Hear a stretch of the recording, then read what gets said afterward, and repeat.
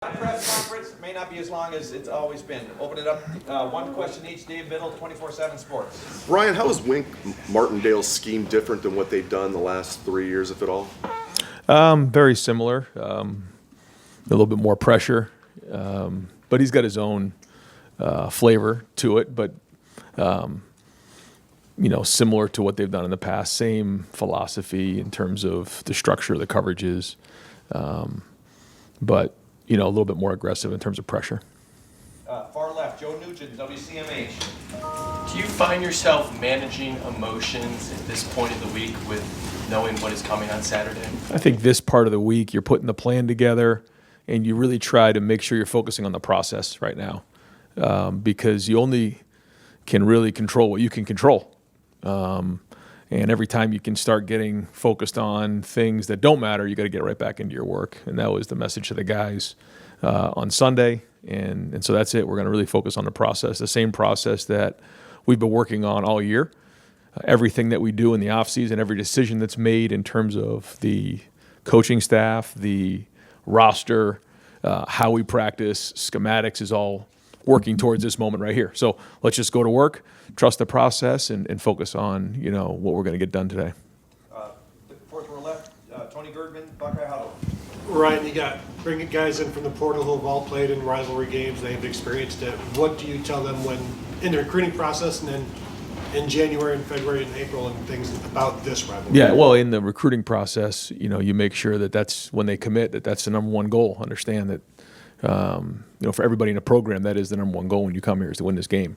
And that needs to be embraced. And then you go on from there. And we live it every day of the year, in our workout, the way that we structure everything. And then, just the fact that, like, if you know, you know. If you don't know, you don't know. So lean on the guys around you that have been in the game before, players, coaches, everybody else in the building. Dan Hope, 11 Warriors. Will Howard leading the FBS in completion percentage right now. Did you expect that he was going to play as well as he has, or has he exceeded your expectations? I mean, our expectation is to win. That's it. I think when you start worrying about other things like completions or stats, you can start to go down a bad road. I've said this before. We've had Heisman Trophy finalists. We've had, number one defense in the country, whatever it might be. And, we're more focused on winning than anything else. You can see, if we had made a decision to play more snaps and go up tempo and do different things, and maybe his numbers would be different than they are right now. Maybe, Quinshon and Travion would be different in terms of their stats, and same thing with the receivers. But decisions are made to, reach our goals, and, we expect to win. And that's it. But, we're going to need him to play well. He's got to be a great decision maker.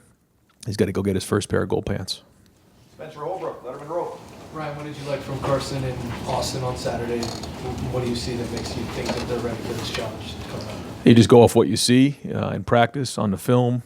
Two guys that, now are, getting more and more reps under their belt. And obviously Carson has from last year, but now Austin as well.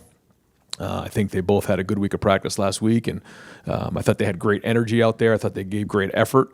When they did miss, they swung and missed pretty hard, and it'll be that way this week. We got a big challenge with the two inside guys in the front that they have, but they'll be up for it. We'll have a good plan.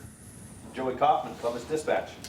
Ron, you've talked before about how situations and analytics have guided some of the fourth down decisions as you guys go for it more often this year. Looking back on last year's game against Michigan and some of the decisions in that game, the 4th and 1 where you punted kind of near midfield, wondering if that had any sort of effect in the way you've kind of changed your approach, because you look back on that year now, it's like now I might think you guys might be liable to go for it in those spots.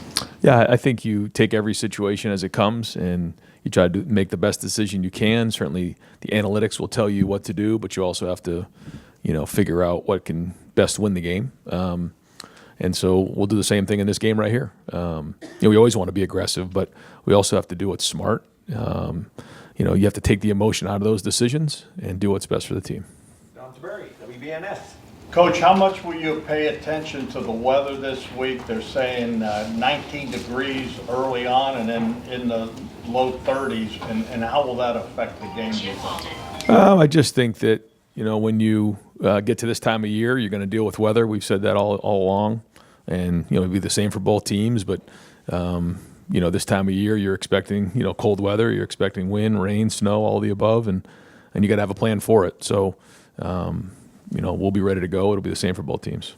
Cameron T. Robinson, The Athletic. Ryan, when you have a senior class that came back for this game, and they're all as experienced as they are, do you have to talk to them about managing their expectations, their emotions, so they're not too high for this, or is that something that you trust that they know how to handle that? I think, again, when you focus on the process and you focus around your team, and you're with your guys in the Woody, it certainly can avoid distractions this week, and I think that's what we need to do. To say that this team and those leaders and these seniors want to win this game, it'd be one of the biggest understatements of all time. So they don't need any extra motivation. What they have to do is do a great job of preparing themselves, their mind, their body, and soul to go play the game, and then trust their training. And that's really what it comes down to. All the work that's been done to get to this point, now you have to go back to, trusting your training, because that's really how it works. You hear about the Navy SEALs saying you fall to the level of your training. All the work that's been done, you've seen us talk about our bricks and our foundation and all those things. It's all leading to this point right here. And so you can't just all of a sudden turn it on in a few days for one game. It doesn't work that way. The way we play is going to be because of how we've built our foundation up to this point. And everything in the entire program has been built to win this game. And so now we just have to trust that and go play with confidence, with great energy, with great passion, and playing for your brothers, and everybody just doing their job. Like, I think sometimes it's easy in a game like this to try to do something, extraordinary. The only thing that needs to be extraordinary is their effort. Everything else, they just need to do their job. Bill Landis, Kings of the North. Ryan, your guys' third down efficiency is down a little bit from what it's been historically here, but I think your fourth down efficiency is maybe the best it's been since you've been here. I guess, how do those two things marry up, and are you, I don't know, are you concerned at all about the third down efficiency, or is it okay given how good you guys have been on fourth down? No, we want to be great on third down. I think third and fourth down are very similar, so at the end of the day, at the end of the game, we'll kind of put those together and go, combine those numbers and statistics. But yeah, we want to convert on third down, and conversion on third down is going to be critical in this game. We know the situations play a big part of this game, always has. So we need to be efficient on third down, and a big part of that is what you're doing on first down. If you get yourself into third medium, third manageable, short yardage, the percentages go much higher than when you're in third and long, and we were in a few of those the other day. Stephen Means, Cleveland.com. Whether it's what Chris did in 2018 or Garrett in 2019, what do you see in a freshman that lets you know that they're ready for a moment like that? You don't know until they're in it, but again, you just go back to your training and what you see in practice every day. And that's two examples of guys who stepped up in this moment, and that's what's on the table in a game like this. So again, guys who are playing this for the first time, you don't know till you've been in it, but ultimately you just need to do your job at a high level and play with great emotion and passion. And every play is just amplified. Every inch is amplified. Every yard is amplified. That's just the way it goes. But ultimately, it's still football, and you just got to go play the same way you've played, and trust your training. That's what it comes down to. So, again, that goes back to diving into a great week of preparation, getting on the film, making sure you're prepared. Pat Murphy, 24/7 Sports. Ryan, you've mentioned a few times in the past about the winner of this game generally being, or has been, the team that's run the ball better. How do you, with that in your mind, how do you go into the game approaching things offensively, wanting to run your offense, but also knowing that has been such a key in this rivalry? Well, that's how you control the game on both sides of the ball. So that's something that has to be done. And you just look historically that's how you win the game. But that's not the only thing. There's a lot that comes with it. And so, like every game we go into, we'll work hard to do what we think best helps us win the game. But yeah, the team who runs the ball and the team who stops the run is going to win the game. Dave Holmes, WSYX. Yeah, Ryan, I think there's a fascination in how coaches handle this week behind closed doors. Some people think you want to be loose and confident, portray that. Other people think you might want to ratchet up the intensity. What kind of image do you try to portray to your team during this week? Well, I think when you live it year round, you don't need to put any extra emphasis on it this week. Our guys know, especially with a veteran team. So what you do is everything that you've done leading up to this point has to be about winning this game. And so, we put a big emphasis on the situations, winning the situation. You heard me talk about the turnovers and the X-plays and the rushing yards, third down, red zone. We go through that after every single game when we do our champions. Grading out a champion, grading over 80%, being the hardest playing team in the country, like all of those things come into play. So we've been training all year for this moment, and now we just need to go do it again. And that's the idea, so that you're not all of a sudden putting more emphasis or more pressure on the guys. I mean, they know it's at stake. And so again, focus on the process, focus on what we've done up to this point, the foundation that's been built, and then go play with our hair on fire. Austin Ward, podcast. Around 3 weeks ago, before Purdue, you'd said that special teams had not been a plus for you guys. What all have you changed to get the results you've had since then? And is kickoff return, is there still something left there? Yeah, I think there is. We'll take that on a week-to-week basis. I think the first thing is, we did make some changes personnel-wise, which was great. But I also think we just kept cracking the rock. We just kept swinging at it and stayed with it. Guys believed in it, but again, believed in the process, because there were some opportunities. And it happens a lot on special teams. I'm sure you heard coaches talk about, well, we're 1 block away or 2 blocks away. We weren't on the last couple games. We were there, and you're playing the opponent that you're playing, but you're also putting on film for your next opponent what's going on. And so, we have our best players on special teams. I think they're believing right now that they can make a difference. We're going to need to do that and be a plus in this game as well. Tim May, Letterman Row. Thank you, Jerry.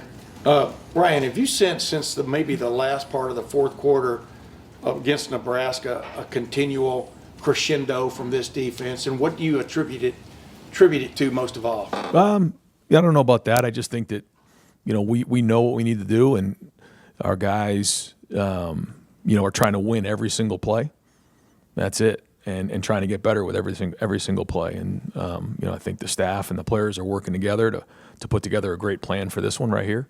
And then we got to go put it on the field this week, figure out what fits, and then go get it. But I think that every week, we've talked about this before, you have to upgrade. You got to get better week after week and figure out, what are the things that have gone well, get them better. What are the things that haven't gone well, and then obviously get those fixed. And I think that's just a process of during a season. And when something doesn't go well, you got to address it, and you got to have honest conversation and address those things. So even coming out of this past game, there was a lot of things that we had to get fixed and addressed, and we'll continue to do that this week. But I do think our defense is playing with confidence, and they'll have to start right from the jump on these guys. Pass rush especially has come on, it appears. Do you agree with that? Yeah, we just look at the production and the numbers, but that doesn't mean anything for this game.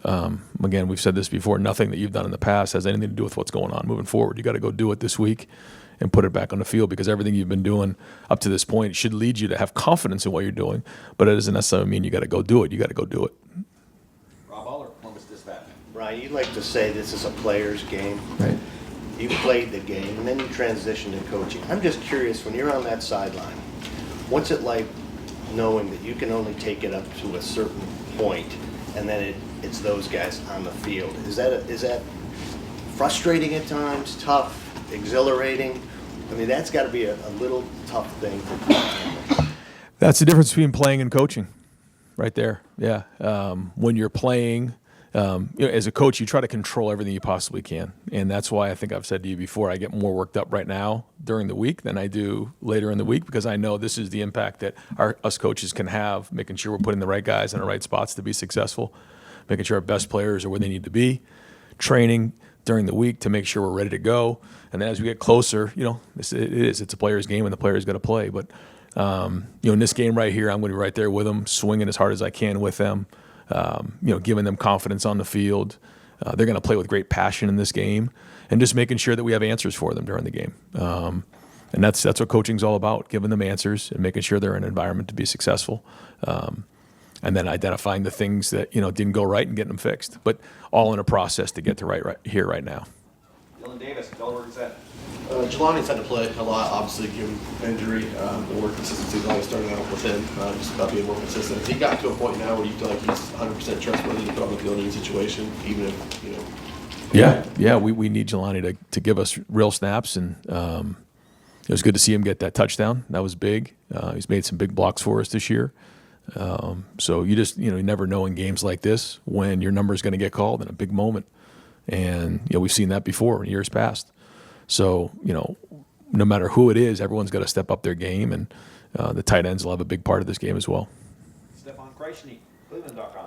Obviously, none of the games this season are of this magnitude, but do you feel like there's stuff from Oregon week, Penn State week that your guys can take just about the way they handle some of the bigger matchups, the matchups that are talked about different than others going into this game? Yeah, I mean, there's nothing quite like this game or this stage, but it has been good for us to get tested this year, to work through some of those issues. We've gone down in games, we've lost the game, we've been through some adversity, in big games, early in the Penn State game, even last week. But I think all that, adds to the character and resilience of your team, knowing that no matter what comes at us on Saturday, we'll know how to react.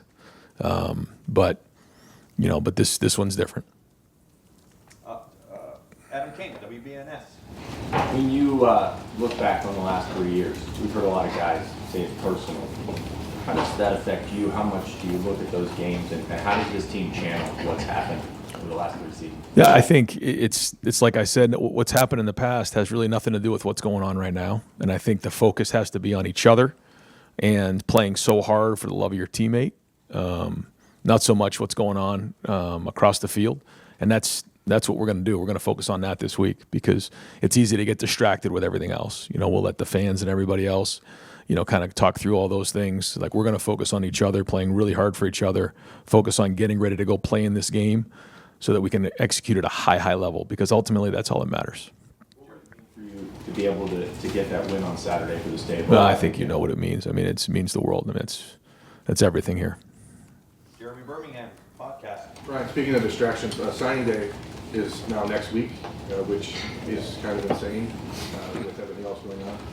In an environment of recruiting where so many guys are making late decisions based on things that are not related to football, now not having the additional 3 weeks of official visits in December, how does that impact what you guys are doing as far as replacing potential recruiting losses, and how does that change maybe what you do moving forward when it comes to in-season evaluation? Yeah, I would say it's, we say this all the time, but it's just changing so much, and this is probably as unstable as it's ever been in recruiting. I think it's fair to say that. There's just so much going on. There's so many variables at place. And based on when signing day is right now, I mean, there's no good answer. And I get it. I understand why the decisions have been made to do it right now. But yeah, I mean, we're so focused right now on winning this game. Like, it's hard to think about anything else or take any time right now to do anything other than focus on the game. But that being said, you still have to recruit. You still have to make sure you're getting yourself ready for the recruiting class and for signing day. So, yeah, there's a lot that goes with it, and then you have the portal that's opening up. So there's going to be a lot of, decisions that have to be made on the recruiting side, also on our side on how we're going to put this roster together over the next month. So I feel really good about the class that's committed to us and where we're headed on signing day. I'm not necessarily sure if it's always going to look the same moving forward in terms of, remember, signing day was like, okay, the number 1, the number 2, the number 3 recruiting class in the country and all these different rankings and everything like that. Well, now with the portal, retention, when it comes to roster management, I just think that that's very different than it used to be. And we got to do what's best for Ohio State and make sure our roster is right for next year. Sure, I mentioned before, but with this moving up the signing day to next week, do you think that that's the right time for it, or is there a preference for you as one of the, Ohio State's one of the biggest brands in football, so your opinion matters, but where do you think these should fall? Well, I was part of those conversations in trying to move it up, as much as we possibly could. I think the conversation there from the high school, feedback from the high school coaches was that, maybe now players would start opting out because they signed early. But I know this, for us as coaches right now, to be thinking about all these things is just, it's crazy. So we've got to come up with a solution so that it's not as chaotic right now this time of year. Bill Rabinowitz, Columbus Dispatch. You've endured real adversity in your life, especially when you were very young. So I was struck when I heard you say that losing the last 3 years to Michigan's been one of the hardest things you've endured. Why has it been that hard? Why do you put it at that level? And can you describe the pressure that you personally feel this week? Yeah, I would say, not to get into too much of it, it's just, this game is a war. And anytime there's a war, there's consequences and casualties, and then there's plunder and the rewards that come with it. That's what it is, and I just think that that's really what it comes down to. And so, as we all say, and it happened in my press conference, the number one job is to win this game. And so, that's the focus right now. And I don't want to get too much into the past because we're just focused on right now, and we've worked really hard to get to this point. I think I'm excited with the fact that our guys are here now, because when you go through the off season and you talk about this game, it's just like, all right, well, how many times are we going to talk about this? We got to get to this game and go play it. We're finally here right now, so that'll be the focus. And then in the off season, we'll figure out what's what. More anxiety, excitement. How would you kind of describe your emotions? I'm excited. I'm excited about this game. I'm excited about this team. I love the look in their eye. I love coming to work every day. But this is not about me. It's about these seniors who decided to come back. They want to have a pair of gold pants. They want to have hardware. So that's what motivates me, and I'm excited for them so they can go out there and play this thing and go win it. Last question, Steve Hellwagen, 24/7 Sports. Yeah, Coach, this last stretch, 3 of the games you were in the 170 range rushing, but Nebraska and Indiana, you guys failed to get to 100 in terms of rushing. We know what Michigan has been able to do against you guys, rush defense the last few years. Do you go into this with a strong sense that you're going to be able to establish the run, and will it maybe take some unorthodox thinking or different ways to attack that? Well, I think we don't have a choice. We have to if we're going to win the game. So we'll always do what we think is best, but it comes down to everybody executing at a high level and physicality, and our running backs got to get downhill and find all those hidden yards. Our offensive line has got to get movement up front and handle their front. They have a good front. There's no question about that. But that's not going to change our attack. I mean, we got to do what we've done and trust our preparation and go get it. So yeah, I mean, the team who runs the ball is going to control the game. Coach, thank you very much. Thanks, Ryan.